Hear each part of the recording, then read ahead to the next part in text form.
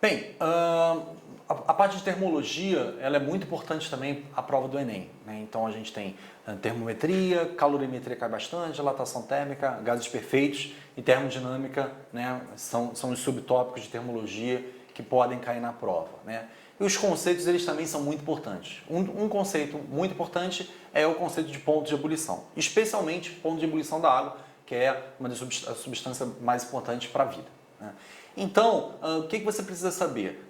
Ao nível do mar, a água ferve a 100 graus Celsius, né? Sendo que se você for diminuindo a pressão, e uma das possibilidades de diminuir a pressão é exatamente você, por exemplo, subir, aumentar a sua altitude, né? Quanto maior é a altitude, menor é a pressão, né? Então, se você for em Teresópolis, por exemplo, ou seja, fora do nível do mar, a uma certa altura, a água lá ferve a menos de 100 graus Celsius. Da mesma maneira, se você aumentar a pressão, se você baixar do nível do mar, se você for nos Países Baixos da Europa, por exemplo, que ficam abaixo do nível do mar, a pressão ela é maior e a água ferve a mais de 100 graus. Então, essa informação é importante. Voltando, a água ferve a 100 graus, mas isso ao nível do mar, aumenta a pressão, você tem um aumento da temperatura, a água passa a ferver a mais de 100 graus. Uma pressão menor, a ferve também a uma temperatura menor. Bom, o Enem já cobrou isso, como na questão abaixo. Sob pressão normal ao nível do mar, a água entra em ebulição a temperatura de 100 graus Celsius. Tendo por base essa informação, um garoto residente em uma cidade litorânea fez a seguinte experiência. Então, ele está ao nível do mar.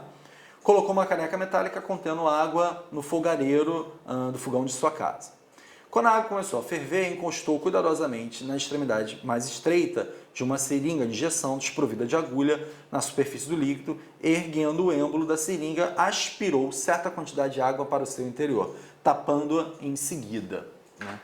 Verificando, após alguns instantes, que a água da seringa havia parado de ferver, ele ergueu o êmbolo da seringa, constatando, intrigado, que a água voltou a ferver após um pequeno deslocamento do êmbolo. Considerando o procedimento anterior, a água volta a ferver porque esse deslocamento. Então a questão ela trata do ponto de ebulição da água, esse conhecimento que eu passei para vocês, essa relação entre o valor do ponto de ebulição da água e a pressão local, com também o conceito de gases perfeitos, da Lei Geral dos Gases. Bom, vamos lá. Então a experiência dele foi, eu tinha uma caneca com água fervendo a 100 graus Celsius, tá ok? E aí, depois, ele colocou uma seringa, aspirou a água e colocou o dedo aqui, impedindo que a água descesse. Bem, nesse momento a água ficou aqui, e você tem o gás nesse momento. O que ele percebeu? Que depois de um tempo a água parou de ferver. Por que a água parou de ferver? Porque a água passou a trocar calor com o ambiente e a temperatura consequentemente a baixar. A temperatura baixou de 100 graus Celsius, automaticamente a água parou de ferver, tá bom? O que ele fez?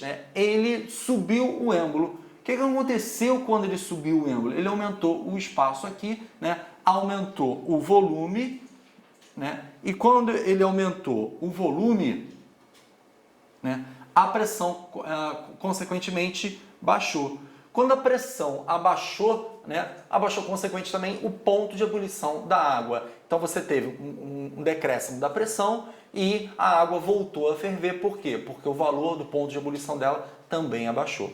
Então aqui, lembrando os conceitos importantes dessa questão, o conceito de menor pressão, menor o valor da ebulição da água, maior pressão, maior o valor da ebulição, e o conceito da Lei Geral dos Gases, ele aumentou o volume, maior volume, menor pressão, e a água voltou a ferver. Então a resposta aqui correta é a letra D, porque o deslocamento proporciona uma queda de pressão no interior da seringa e diminui o ponto de ebulição da água.